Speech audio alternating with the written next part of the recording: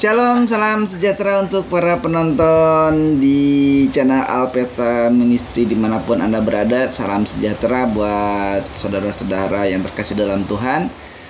Pada kesempatan video ini ada yang menarik tentunya tentang bagaimana keseharian kita sebagai jemaat pergi ke gereja, dan banyak hal yang harus kita perhatikan ternyata. Kemarin Pendeta Adi di video yang sebelumnya, bisa dilihat di video ini, menyapa penonton yang ada di rumah. Iya dulu deh, mau ke gereja kok orangnya keren-keren ya. Kita kan gak jadi ke gereja karena malu. Bajunya awam banget gitu. Itu gimana tuh? Nah, yang jadi penting, seharusnya tuh yang penting kita pakai baju sih yang sopan aja. Pakai kita ke gereja pakai baju yang sobek-sobek gitu enggak juga kan. Ya, tapi emang kalau manusia memang melihatnya pakaiannya yang Dikatakan oleh Pendeta Adi juga bahwa yang penting adalah bagaimana kita ke gereja pergi dengan sopan. Lalu kita membicarakan tentang memberi persembahan dan sebagainya.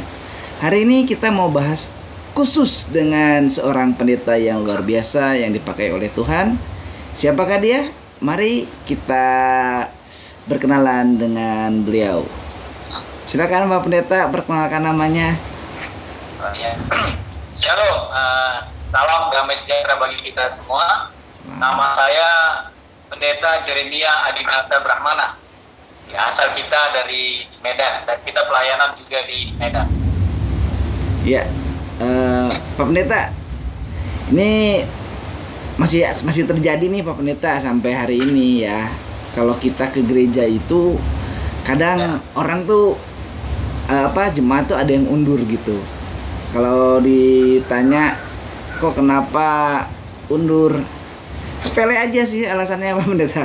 Mereka malu nggak punya baju yang baik lah. Terus juga pernah ada jemaat yang datang ke gereja pakai sendal, nggak boleh katanya, disuruh pulang lagi sama gembalanya. Nah itu gimana tuh Pak Pendeta?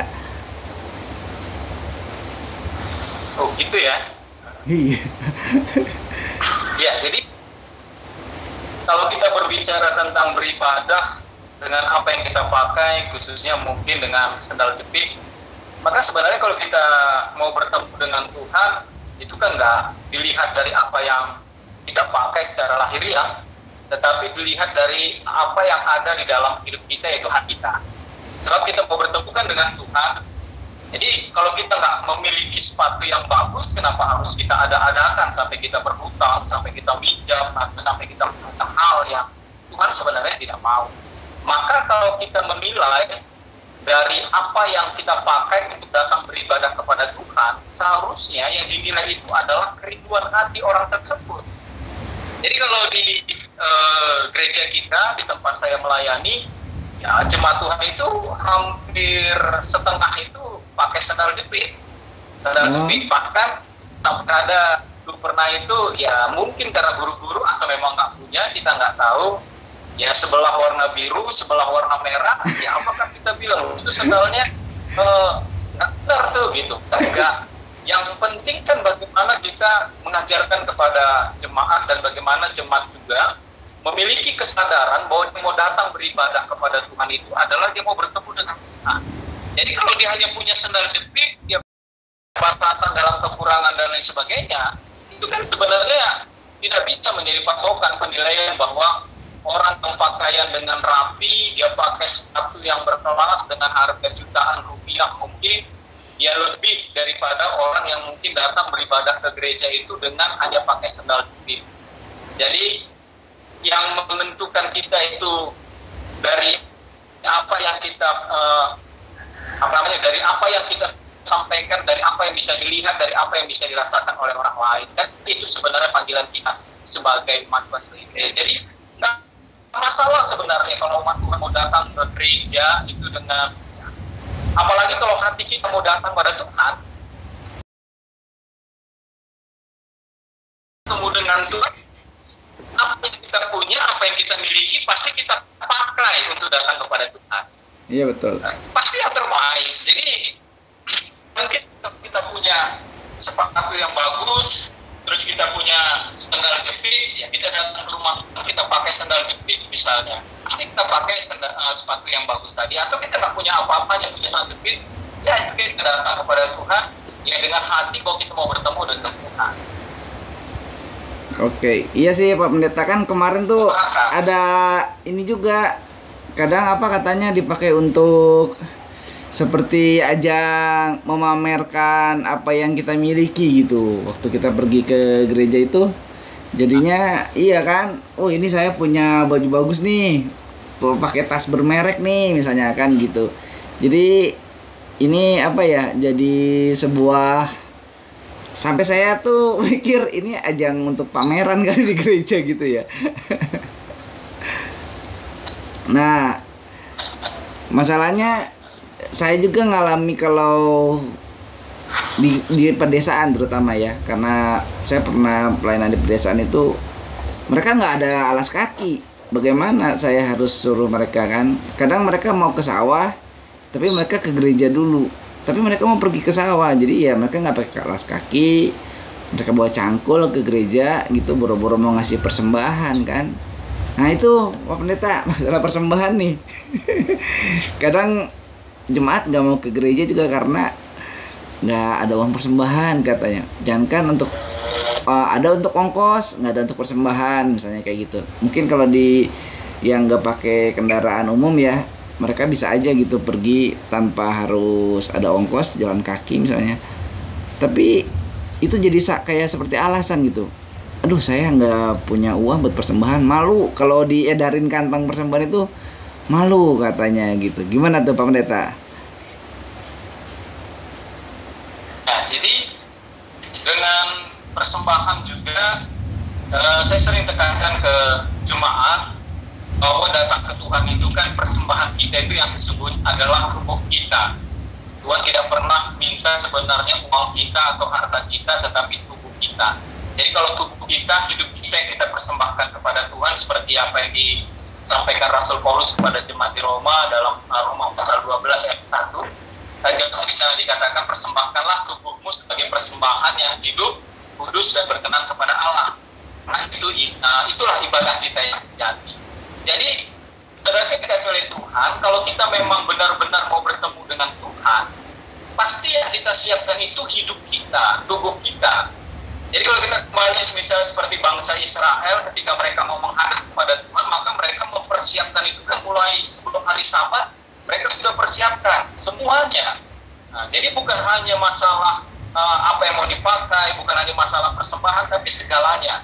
Nah, jadi sebagai orang yang percaya kepada Tuhan, kalau kita nggak punya uang untuk masuk kantong persembahan misalnya, ya tetap saja datang kepada Tuhan.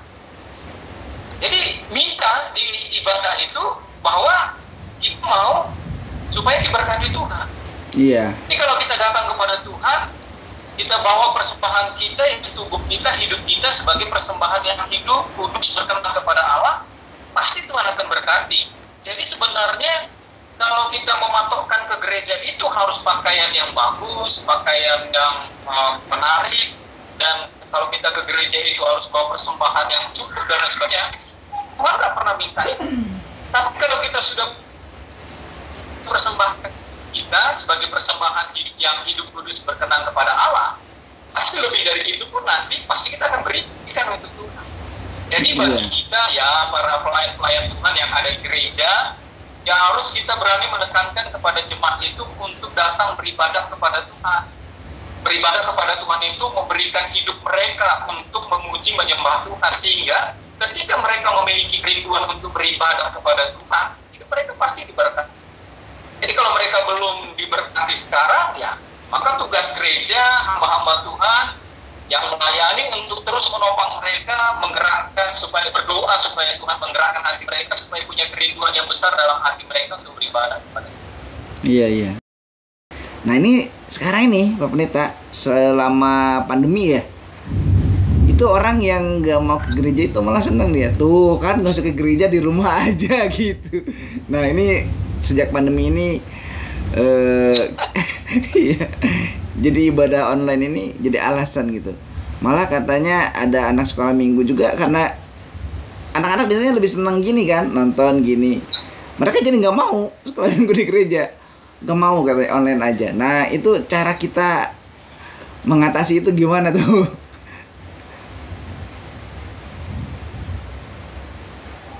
Ya, jadi beribadah itu kan adalah kewajiban setiap orang yang percaya kepada Tuhan. Jadi yang harus kita tanamkan dalam diri kita sebagai orang yang percaya kepada Tuhan itu bahwa kita mau beribadah. Jelaskan firman Tuhan juga katakan, kuduslah hari Sabat, dan mereka yang menghormati hari Sabat itu akan diberkati lebih. Sedangkan mereka yang menginjak-injak hukum Sabat itu, ya, mereka tidak akan diberkati.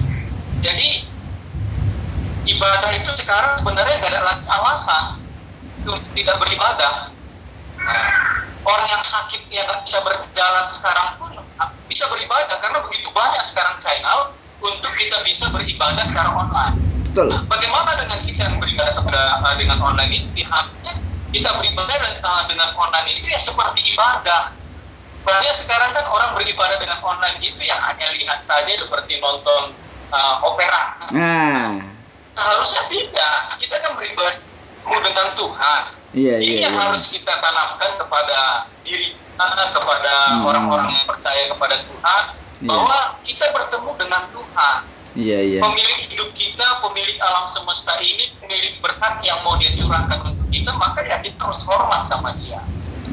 Jadi bukan hormat itu kan bukan harus dengan apa yang kita pakai, hormat itu bukan harus dengan apa yang kita beri, tetapi hati kita. Ketika kita tunjukkan sikap hormat, sama seperti dulu waktu kita sekolah SD, kita tunjukkan sikap hormat itu kepada guru kita kan, kita pernah lakukan itu sebulan sekali kita adakan perjamuan kasih ke Tuhan. Tetapi sebenarnya penekanan semen atau perjamuan kasih yang dilakukan itu kan sebenarnya bukan terletak pada supaya untuk menarik orang datang, tetapi perjamuan kasih yang beberapa kali kita lakukan di gereja itu adalah mengucap syukur atas jemaat yang berulang tahun, baik pernikahan, keluarga pribadi yang mengucap syukur dan lain sebagainya, dan tidak ada patokan apapun kepada jemaat untuk memberi lebih dan lain sebagainya. Siapa yang mengucap syukur, ya kita buat perjamuan kasih. Tetapi dengan situasi pandemi seperti ini dan beberapa tahun belakangan ini kita tidak lakukan lagi itu. Karena apa? Karena memang seringkali juga itu menjadi polemik. Nah, polemiknya begini, ada yang bisa memberi lebih dan ada yang tidak. Akhirnya terjadi sesuatu yang bisa membuat gesekan di antara jemaat. Nah, untuk menghadapi fenomena seperti ini atau gereja perjamuan kasih, datang ke gereja atau datang beribadah karena mau lihat snacknya, bahkan sampai ada kemarin jemaat saya bilang begini, pendeta ada tanya, saya kemarin ke gereja A, di sana itu ada bubur kacang hijau setiap pagi. Nah, jadi enak bubur kacang. Nah, ya enak kalau kita kan bisa untuk sarapan katanya. Nah, jadi tujuan utama di sana itu memang bukan untuk bertemu dengan Tuhan, tetapi tujuan utamanya itu ya karena dia mau sarapan. Iya kan. Jadi sebenarnya dikasih oleh Tuhan, ini yang harus memang kita tanamkan dalam diri kita bahwa kita beribadah itu ibadah, bahwa kita mau bertemu dengan Tuhan, bahwa kita mau memuji dan memuliakan Tuhan karena memang kita sudah diselamatkan karena kasih karunia Tuhan, karena apa yang sudah Tuhan Yesus lakukan di atas kayu salib itu sempurna untuk menyelamatkan kita. Jadi kita melakukan semua itu karena apa yang sudah Tuhan Yesus buat untuk kita dan kita sudah diselamatkan, ya maka kita beribadah kepada Tuhan. Jadi ya nggak masalah sebenarnya ada perjamuan kasih atau ada snack dan lain sebagainya, tetapi yang harus ditanamkan paling utama dalam setiap kita orang percaya itu adalah beribadah itu mau bertemu dengan Tuhan, bukan karena snacknya, bukan karena makannya. Nah, jadi di Medan di Sumatera Utara, banyak itu kristal. Kristal itu kristal Natal. Karena Natal itu banyak. Natal itu kan ada snacknya, ada sebagainya. Jadi kalau di bulan Natal itu gereja nggak cukup itu di ruangan, harus sampai pakai terata keluar. Widih. Karena mereka merayakan sama jedaknya atau makannya. Iya. Nah ini yang harus kita ubah konsepnya, pemahamannya, bahwa kita Tuhan itu karena itu Allah, bukan perintah gereja, bukan perintah pendeta, bukan perintah amat. Oke, udah lancar. Tuhan itu karena ibadah itu bukan perintah pendeta, ibadah itu bukan perintah gereja, tetapi ibadah itu adalah perintah Tuhan. Jadi kita datang beribadah itu karena Tuhan yang memerintahkannya melalui firman-Nya. Iya. Jadi kita beribadah kepada Tuhan, kita penuhi panggilan Tuhan, kita penuhi Tuhan. Jadi kalau kita taat sama perintah Tuhan, kan Tuhan Yesus katakan apa? Kau mengasihi aku ketika kau taat sama perintah, sama firman. Jadi kalau kita katakan aku mengasihi engkau Tuhan, berarti kita harus taat sama perintah Tuhan. Betul. Nah, berarti ibadah itu kan perintah Tuhan ya. Kalau hari Minggu itu kan kita biasanya ke gereja tuh. Emangnya kalau hari lain nggak boleh ya?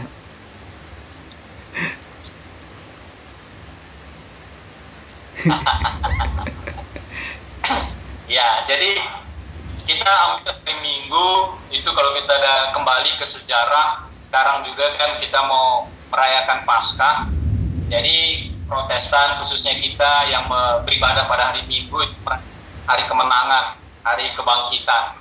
Jadi kita menang karena Tuhan Yesus bangkit dari kematian mengalahkan maut. Iya. Jumat Agung itu kematian Tuhan Yesus dan ketiga, dan kita menang di situ. Maka Bapak Gereja dulu, awal-awal gereja di abad-abad mula-mula, Kisah Para Rasul dan seterusnya, maka kita melihat bahwa ketetapan daripada Bapak-Bapak Gereja dulu menetapkan hari Minggu itulah hari untuk kita beribadah ke Tuhan.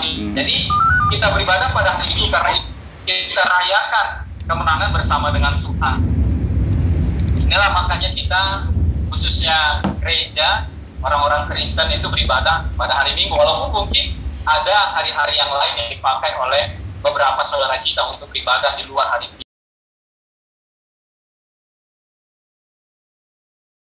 Kalau giliran jemaatnya disarankan pendetanya, makanya ikut katekisasi atau ikut pemahaman Alkitab, atau ikutlah di persekutuan keluarga, mereka nggak mau, tapi nanya melulu gitu. Tuhan itu karena itu adalah hubungan kita dengan Tuhan. Jadi sebenarnya hari Senin sampai hari Sabtu pun itu adalah ibadah kan. Nah, ibadah itu kan relasi kita dengan Tuhan. Tetapi ada perintah Tuhan untuk menguduskan hari Sabat. Maka hari Sabat bagi kita saat ini pada umumnya gereja itu merayakannya pada hari kemenangan, yaitu hari Minggu. Jadi kalau kita nggak usah perdebatkan lah masalah hari, tapi kalau memang sudah ditetapkan kita beribadah hari Minggu, ya kita beribadah hari Minggu untuk ke gereja sebagai umat Kristen. Nah iya sih. Ya, padahal sebenarnya kalau jemaat sudah ikut katekisasi, ikut persekutuan, ikut bimbingan belajar Alkitab yang diadakan oleh gereja, pasti sebenarnya semua itu sudah dijelaskan. Iya, betul. Nah, yang menarik nih Pak Pendeta, tadi kan sempat disinggung sama Pak Pendeta tentang Paskah ya. Nanti di channel kita juga kita akan bahas itu secara luar biasa. Nanti akan ditayangkan setelah Paskah. Jadi nanti di channel Alpetra Ministry, bagi yang sudah subscribe, terima kasih.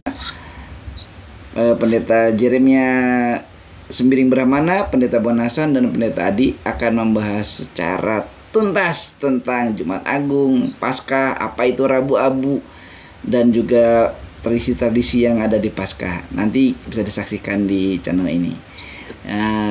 Kita lanjutkan, Pak Pendeta. Tadi itu iklan sebentar. Kita lanjutkan berkaitan dengan hari Minggu. Tadi kita sudah ngomongin ini Natal. Malah ada beberapa orang yang memahami kalau di rumah itu ada pohon Natal kelap-kelip, berarti dia orang Kristen gitu. Sampai lampu yang flip-flop itu dibilangin lampu Natal kan. Kalau beli ke toko listrik, beli apa? Beli lampu Natal katanya gitu. Nah itu tentang cemara, itu tentang kado-kado itu, terus tentang Sinterklas juga ya. Nah mungkin Pak Pendeta bisa jelaskan tentang pohon Natal sama tentang Sinterklas lah sedikit gitu. Silakan Pak Pendeta. Ya, jadi pohon Natal yang identik dengan pohon cemara, terus Sinterklas di mal-mal dan di toko-toko orang Kristen, di rumah-rumah orang Kristen waktu bulan Desember. Sebenarnya itu kan ciri khas orang-orang dulu dalam merayakan atau menanggapi menyambut hari Natal. Natal. Yang penting kan hati kita bahwa Tuhan Yesus itu lahir di kandang domba, di tempat yang hina. Dan sekarang Tuhan Yesus itu mau lahir di hati kita. Jadi kita merayakan Natal itu menyambut kelahiran Tuhan Yesus untuk kita syukuri apa yang sudah Tuhan Yesus buat. Bisa begini, kami di gereja sering buat itu, saya sering pakai ini untuk melayani Tuhan, bahkan menguburkan. Jadi melakukan banyak hal sering saya pakai. Ini khas orang Karo, suku Karo. Jadi bisa juga lihat itu kemarin saya buat pohon Natal itu, dan saya lihat itu ada pohon Natal, mungkin itu sekilas itu dari, ada 2 pohon Natal itu, pohon Natal, 1 pohon cemara, dan 1 itu dari kail, benang kail. Itu ya, jadi kami buat itu pohon Natal dari benang kail yang kalau kita sering mancing ke laut itu pasti kita sering pakai benang kail yang agak besar. Itu saya buat di sebuah tiang besi dan dikumpul-kumpulkan seperti senar gitar, dan di tengahnya ditaruh lampu. Jadi dengan itulah kami merayakan pohon Natal. Dan pernah kita buat pohon Natal itu dengan batang pisang, dan dikumpulkan batang pisang yang masak seperti pohon cemara bentuknya. Dan pas Natal itu nanti selesai perayaan Natal, bagikan makan bersama-sama. Jadi perayaan Natal bagaimana menyambut hadir Yesus di hati kita. Jadi ya nggak harus dengan pohon cemara, nggak harus dengan Sinterklas dan lain sebagainya, tetapi bagaimana hati kita menyambut kelahiran Tuhan Yesus itu, bahwa kita sudah diselamatkan, kita sudah dibebaskan, kita dibaharui oleh apa yang sudah Tuhan Yesus buat untuk kita. Pendeta Bram, ini ada lagi nih yang unik sekali gitu. Jadi tolong tanggapi tentang ibadah online ini nih, gimana nih Pak Pendeta nih? Ya. Jadi sebenarnya dengan ibadah online, akhirnya semua orang bisa beribadah. Baik yang sakit, baik yang nggak bisa melangkah berjalan, akhirnya bisa beribadah. Karena apa? Karena dengan adanya pandemik ini ya, dengan adanya pandemik ini, akhirnya kita bisa beribadah dimanapun. Ada alasan untuk tidak beribadah. Jadi salah satu positif pandemik ini adalah membuat sebenarnya tidak ada lagi batasan tempat dan waktu untuk kita beribadah kepada Tuhan. Betul. Nah, jadi lansia, orang tua yang mungkin nggak bisa lagi melangkah dan berjalan, mereka beribadah secara online. Nah, ini yang harus memang kita sebagai pelayan-pelayan Tuhan untuk menanamkan kepada orang-orang tua, kepada semua jemaat Tuhan, bahwa kita beribadah itu memenuhi panggilan kita, kewajiban kita sebagai umat Tuhan. Kita taat sama perintah Tuhan. Kalau kita beribadah kepada Tuhan itu, kita taat sama perintah Tuhan. Jadi nggak ada alasan, maka saya bilang selalu ke jemaat, itu nggak ada alasan di saat ini untuk tidak beribadah. Betul. Kalau kita sakit, kalau kita lemah, bahkan nggak bisa bangun dari tempat tidur pun, kita bisa beribadah secara online. Seperti misalnya gereja kita, itu setiap minggu mulai pandemik, mulai bulan Maret akhir 2020, itu sampai sekarang kita adakan ibadah. Kita belum sampai ke YouTube, tapi kita adakan ibadah secara live streaming di Facebook. Jadi hampir semua orang kan sudah punya handphone, untuk bisa mengakses ibadah. Jadi nggak alasan sebenarnya bagi kita untuk tidak beribadah di saat ini. Iya, betul. Banyak ada positif ada negatifnya ya, gitu.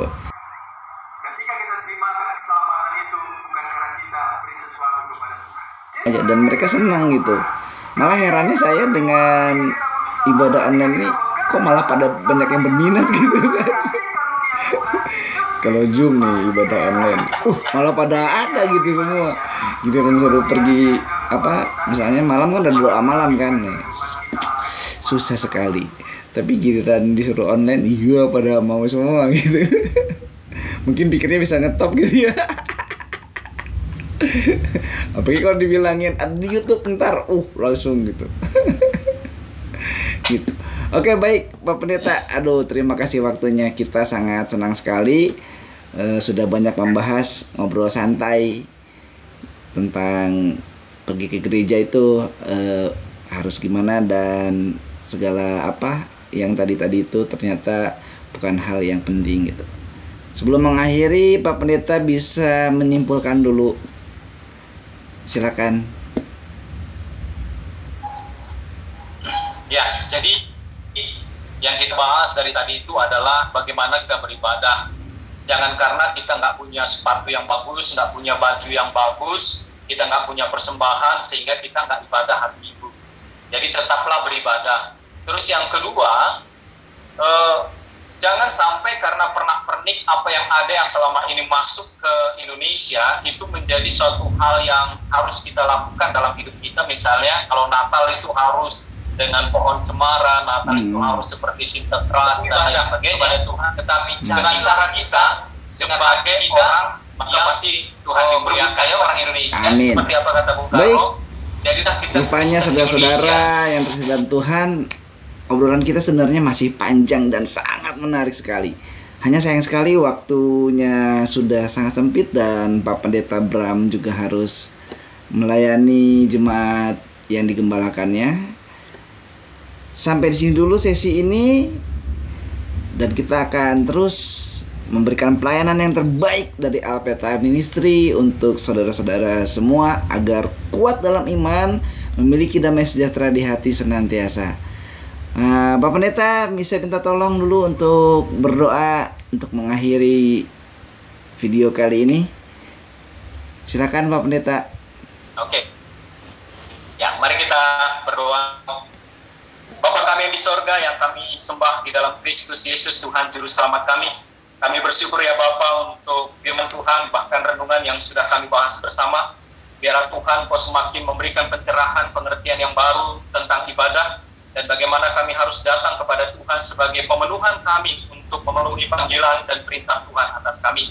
Berkati urapi jamaah setiap umat-Mu dimanapun berada. Biar Bapa lewat acara ini, lewat tayangan ini, kami semakin dikuatkan, semakin diteguhkan untuk tetap setia beribadah kepada Tuhan.